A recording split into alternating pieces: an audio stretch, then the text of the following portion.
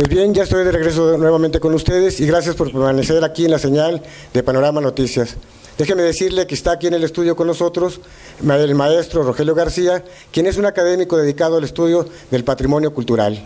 Rogelio, bienvenido a Canal 45. Muchas gracias, Alejandro, muy buenas tardes, muy buenas noches casi ya, pero gracias por la oportunidad, ¿no? De verdad que es verdaderamente enriquecedor el poder compartir algunas reflexiones de lo que me parece que debería de ser entendido como patrimonio natural y como patrimonio cultural, por supuesto, ¿no? Pues bien, para entrar en materia, platícale a nuestro auditorio de qué se trata este asunto del patrimonio cultural, tangible, intangible, natural. A mí me parece que hablar del patrimonio es un tema verdaderamente delicado y comprometido y al mismo tiempo comprometedor, ¿no? El patrimonio es algo que merece ser defendido, merece ser cuidado, merece ser conservado, ¿no?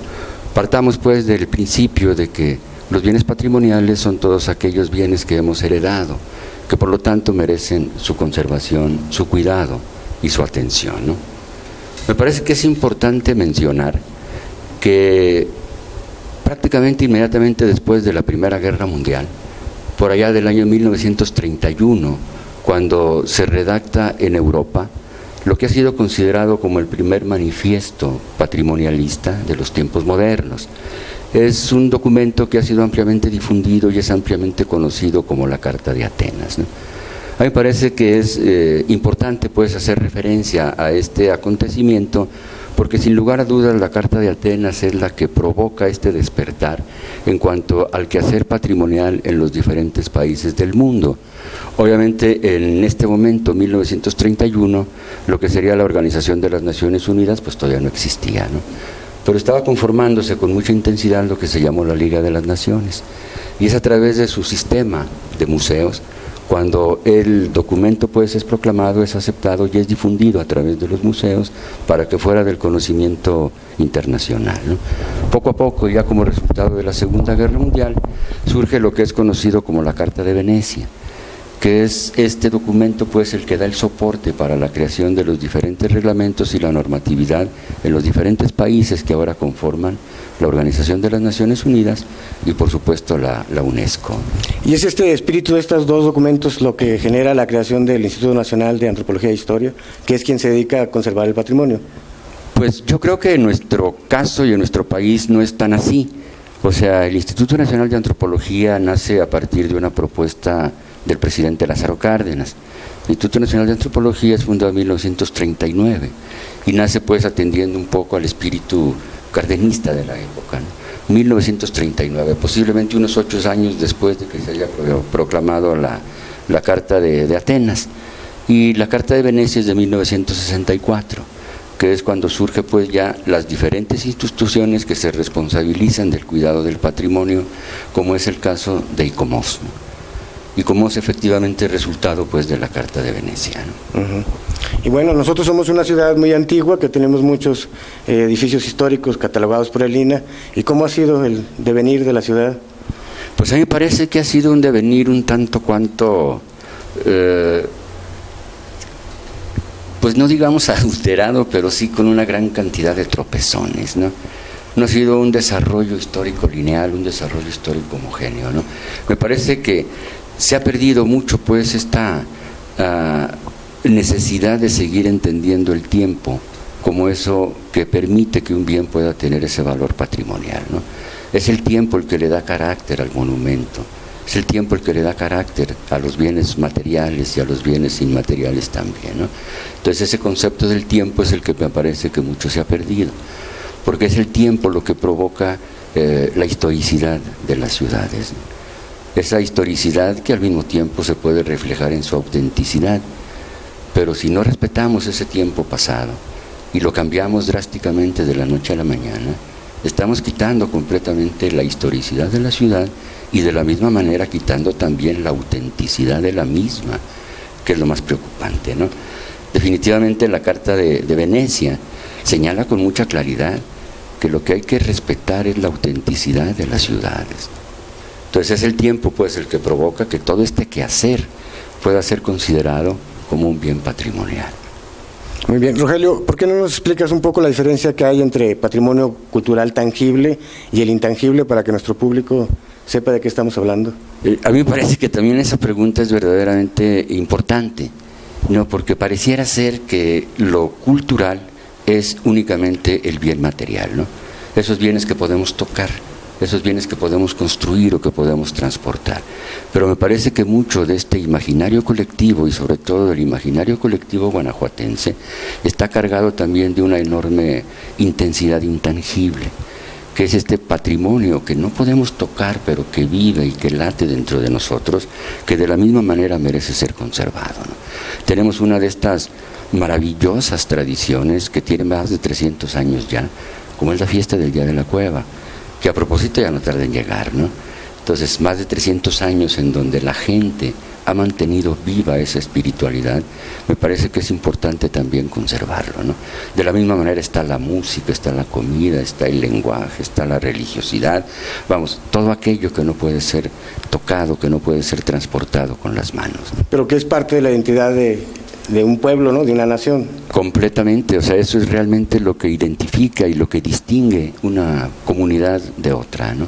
Es en mucho el patrimonio intangible el que ha permitido que nuestro país tenga estos rasgos distintivos y de identidad que en la actualidad lo hace diferente a las otras naciones, ¿no? Desgraciadamente, a mí me parece que es una cuestión así que deberíamos de entenderlo con esa amplitud.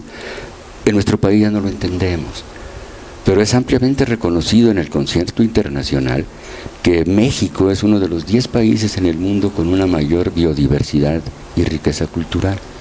O sea, es la naturaleza pues la que ha provocado en nuestro país esta enorme riqueza cultural, tangible y por supuesto intangible, ¿no?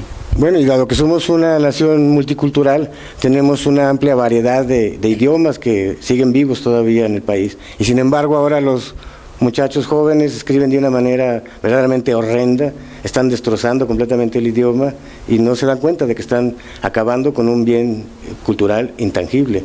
Intangible que ha permitido pues este reconocimiento de nuestro país en el Concierto de las Naciones.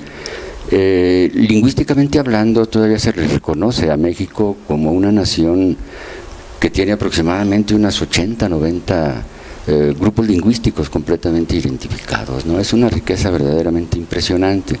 Repito, no hay 10 países que tengan esta riqueza biológica y cultural como la de nuestro país, ¿no? Desgraciadamente también esta intención por mantener vivas estas costumbres, estas tradiciones, esta riqueza intangible se ha ido perdiendo paulatinamente, ¿no? Esta, desde mi punto de vista, malentendida modernidad y progreso, que no ha sido más que el resultado de esta vertiginosa globalización, pues ha provocado en mucho la destrucción de todos estos sistemas culturales, ¿no? Pues bien, Rogelio, nosotros pues quisiéramos saber cómo ves tú la conservación del patrimonio cultural de la ciudad, cómo ves el manejo de la ciudad en ese sentido, ya que somos una ciudad patrimonio de la humanidad. Pues es verdaderamente cuestionable. O sea, hay opiniones que se inclinan a defender pues el principio de lo que se está haciendo, pero hay otras opiniones que pensamos que es completamente equivocado, ¿no?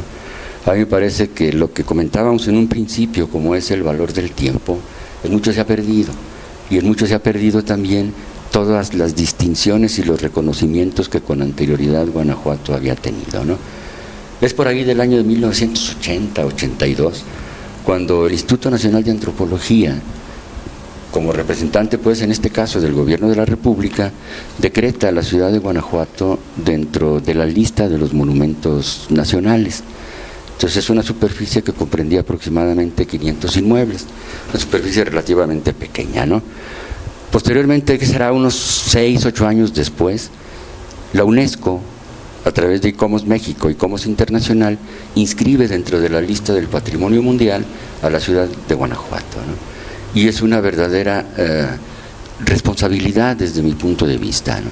Porque a diferencia de otras ciudades y de otros centros históricos que conocemos en el país, por cierto que México es de los países latinoamericanos que tiene más sitios reconocidos por la UNESCO como Patrimonio del Mundo, tanto en el aspecto natural como en el aspecto cultural, ¿no? Entonces, Guanajuato no es nada más el centro histórico. como puede ser el caso de Querétaro, de Zacatecas, de Oaxaca, vamos, tantos casos que podemos mencionar, ¿no? En el caso concreto de nosotros, la UNESCO reconoce como patrimonio mundial la ciudad histórica de Guanajuato y sus minas adyacentes, ¿no? Quiere decir que es una poligonal de más de 2.500 hectáreas, en donde por supuesto están englobados estos legendarios, históricos y muy queridos cerros y montañas guanajuatenses, ¿no? Entonces eso lo distingue pues de las otras ciudades, ¿no? Por lo general la UNESCO ha decretado, ha declarado, ha inscrito en la lista del patrimonio del mundo como ciudades históricas, particularmente los centros arqueológicos. En el caso de Guanajuato no, o sea, Guanajuato es toda la ciudad histórica y sus minas adyacentes, ¿no? Quiere decir que uno de los criterios principales que considera la UNESCO, que Guanajuato es considerado y reconocido como uno de los principales fundos mineros desde el siglo XVI, ¿no? Pues sí, claro, entonces quiere decir que Santa Rosa, el Monte San Nicolás, Peñafiel, todos están incluidos en la poligonal. Pues no creo que la poligonal abarque tanto, pero sí todo lo que es esta parte del distrito minero de Valenciana, toda esta parte de por acá, San Pedro sí Simonina y forma parte, tendríamos que revisar con mayor detalle pues la poligonal aquella, ¿no? Pero lo que es importante destacar pues es que Guanajuato es resultado de esta riqueza natural, ¿no? Es precisamente la geografía y la bondad de la naturaleza la que le provoca la riqueza minera, y es la riqueza minera la que le otorga a Guanajuato esta característica distintiva que desde el momento mismo del virreinato lo empieza a diferenciar de las diferentes poblaciones, ¿no? Pues Rogelio, para continuar con esto, hay al parecer una vorágine de construcción y de reconstrucción del centro histórico.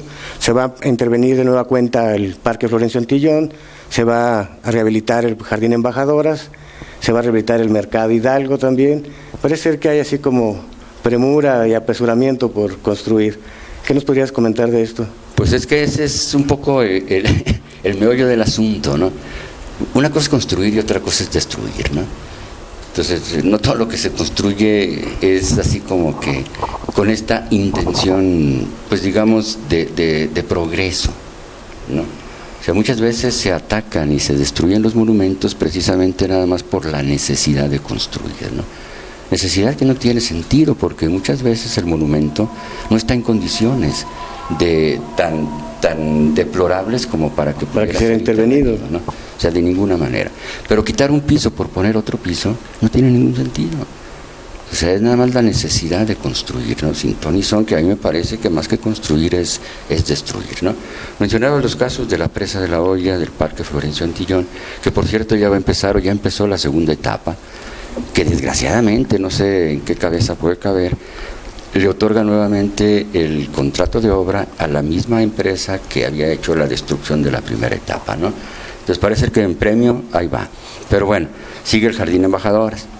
Pero yo quisiera particularizar en dos monumentos verdaderamente importantes en la ciudad, que a mí me parece que además de importantes son verdaderamente entrañables. Uno de ellos es el Teatro Juárez y otro es el Templo de San Diego, ¿no? Pues sí, adelante. No sé si se pudiera. Claro que se puede. Sí, cómo no. No, digo que es verdaderamente significativo el hecho, ¿no? En primer lugar porque nos encontramos en lo que pudiera ser el corazón del Guanajuato contemporáneo. O sea, es exactamente el eje, el centro nuclear de Guanajuato, ¿no? Y en segundo lugar porque son testimonios históricos que el tiempo ha permitido que hasta la actualidad nos sigan dando lecciones de cómo fue creciendo y de cómo fue desarrollándose la ciudad de Guanajuato, ¿no? Teatro Juárez, pues todos lo sabemos, ha sido considerado después del Palacio de las Bellas Artes como uno de los máximos escenarios de la República Mexicana, con toda esta enorme riqueza arquitectónica, con toda esta enorme ornamentación llena de ese mismo eclecticismo que también caracteriza a la ciudad, ¿no? Entonces es verdaderamente triste ver ahora que esas incomparables e inconfundibles fachadas del Teatro Juárez se vean fuertemente agredidas con elementos escultóricos, promocionales, vamos, con verdaderas aberraciones que no tienen nada que hacer ahí, ¿no? Sí, pues aquí tenemos en pantalla algunas de estas imágenes donde se ve el Teatro Juárez totalmente invadido, no se ve, precisamente del jardín hacia el Teatro Juárez hay elementos estorbantes. Verdaderamente nada que hacer ahí, ¿no? Entonces, hay toda una normatividad que a partir de lo que es la Ley Federal de Monumentos y Zonas Arqueológicos, Artísticos e Históricos se debería de respetar, ¿no? La ley establece que no es posible que estos testimonios verdaderamente aberrantes puedan ser colocados al margen de los edificios, ni mucho menos sobre ellos, ¿no? Entonces, esto mismo que sucede en el Teatro Juárez, que también lo podemos ver con mucha claridad, sucede en el maravilloso testimonio que es el Templo de San Diego, ¿no? Digo maravilloso porque en San Diego nos podemos dar cuenta de esta superposición que caracteriza la arquitectura de Guanajuato, que estaba al margen del río y cómo van superponiéndose los diferentes cuerpos arquitectónicos, cómo se mete el mismo Templo de San Diego en el Teatro Juárez, ¿no? O sea, son dos de los edificios más importantes desde mi punto de vista en la ciudad, que han sido verdaderamente invadidos por elementos, pues yo no sé cómo describirlos, no quisiera poner un adjetivo, pero me parece que nada tienen que hacer ahí, ¿no? Esas esculturas en bronce que no reflejan para nada lo que es, vamos, ni Guanajuato ni su población, pero en cambio sí demeritan totalmente la fachada, las fachadas, y alteran sensiblemente el contexto y el entorno urbano, ¿no? Y hacen que pierda la atmósfera de la ciudad. Totalmente se pierde la espiritualidad y toda esta, pues toda esta propuesta y esta búsqueda que los visitantes, que los extranjeros tratan de establecer en la ciudad, pues se ve completamente insatisfecha, porque ahora en lugar de que yo pueda disfrutar de las fachadas de los edificios, y así como el Teatro Juárez y el Templo de San Diego, hay muchísimos en la ciudad. Estaba viendo aquí las imágenes también ¿no? del Museo de la Alhóndiga. Pues sí, desgraciadamente, y eso es algo en donde yo quisiera hacer mucho énfasis, desgraciadamente las mismas instituciones que tienen la responsabilidad, la obligación, la obligación total por ley de defender y de conservar el patrimonio, son los mismos que lo agreden, ¿no? El caso concreto de la Alhóndiga de Granaditas, esa bellísima fachada, esa purísima fachada que es uno de los ejemplos más representativos del neoclásico en Guanajuato, fuertemente alterada con una placa que, perdón lo coloquial del término, que parece placa panteonera. Es que se decretaron la muerte del edificio, por eso que se muera la Alhóndiga y le pusieron la placa. Una plaquita que nada tiene que hacer ahí, ¿no? Entonces, a mí me parece que es verdaderamente aberrante también. Yo estoy convencido que en la ciudad de Guanajuato no hay 2 o 3 edificios que se parezcan a la Alhóndiga.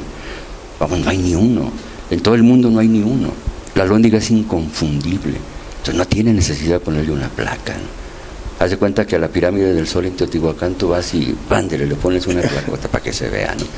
Y luego con materiales que no tienen nada que ver, fuera completamente de proporción, con óxidos que están provocando también el deterioro de las piedras, ¿no? Los podemos ver, todos estos comentarios los podemos ver en pantalla, ¿no?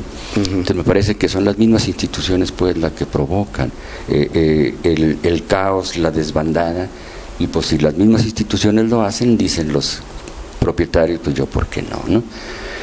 No ha podido comprender, a mí me parece, Alejandro, que esto también es verdaderamente importante y muy significativo. No han podido comprender que el edificio en sí es un bien patrimonial. O sea, el edificio en sí, en este caso de la Alhóndiga, es una pieza más de las colecciones del museo. Y yo diría que no es una pieza más, es la pieza más importante del museo. ¿Cómo es posible que le pongan un pegote enfrente, no? O sea, yo quisiera ilustrar esto también con una maravillosa obra de Hermenegildo Bustos. Por aquí lo estamos viendo. Bustos. Hagamos de cuenta que ese cuadro finísimo de Bustos le ponemos encima la cédula de información, ¿no? Cuadros de Hermenegildo, pero es verdaderamente inconcebible, ¿no? Claro, es obstruir completamente la visualidad de la obra. Y lo mismo sucede pues con el caso del Teatro Juárez y con el caso del Templo de San Diego, ¿no? Ha sido verdaderamente desconcertante pues ver que ahora el Teatro Juárez es el escenario de instalaciones restauranteras, en donde los propietarios únicamente aprovechan el usufructo que el patrimonio, que es patrimonio de todos, les puede brindar y proporcionar, ¿no? Me parece que todo esto sí merece una nueva consideración. Pues muy bien, Rogelio, el tiempo se nos termina, pero me parece muy interesante pues hablar de esto para que la gente entienda que no se puede intervenir simplemente por intervenir en los monumentos históricos. Tiene que ser a partir de un proyecto, ¿no? Entonces yo haría esta recomendación, y más que recomendación, esta insistencia a las autoridades, ¿no? Que todo lo que quieran hacer lo hagan a través de proyectos, pero proyectos integrales, sustentados en elementos históricos, en elementos arquitectónicos serios, en elementos que realmente respondan a esta vocación que la Carta de Atenas y la Carta de Venecia impulsaban, ¿no? Yo quisiera dejar ya por último como testimonio una imagen que traigo de la declaratoria que hace la UNESCO para Guanajuato, de la inscripción que hace la UNESCO para Guanajuato como Patrimonio del Mundo, para que veamos con claridad qué es la ciudad histórica de Guanajuato, ¿no? Lo que le da esa historicidad es el tiempo, y es el tiempo también el que le da la autenticidad. Entonces no podemos perder la autenticidad. Haríamos un Guanajuato disneylandiesco. No, esperemos que, mejor ni les digo. Esperemos que no les des la idea, porque no vaya a ser cierto. Rogelio, pues te agradezco mucho tu presencia aquí en las instalaciones de Canal 45 y bueno, toda la información que nos has dado. Al contrario, Alejandro, muchísimas gracias por la invitación. De verdad que, bueno, me ofrezco pues a sus órdenes, a las órdenes del canal, a tus órdenes para cualquier comentario, cualquier cosa que quisieran pues aclarar o profundizar. Pues sí, porque yo creo que, bueno, hablar del patrimonio es un tema muy largo y podemos seguir tratándolo. Ahí será cosa de ponernos de acuerdo. Nuevamente gracias. Al Muy contrario, buenas Rogelio, noches. muchas gracias. Pues bien, después de esta plática tan interesante, yo me tengo que ir a un corte, pero no se vaya, regreso pronto.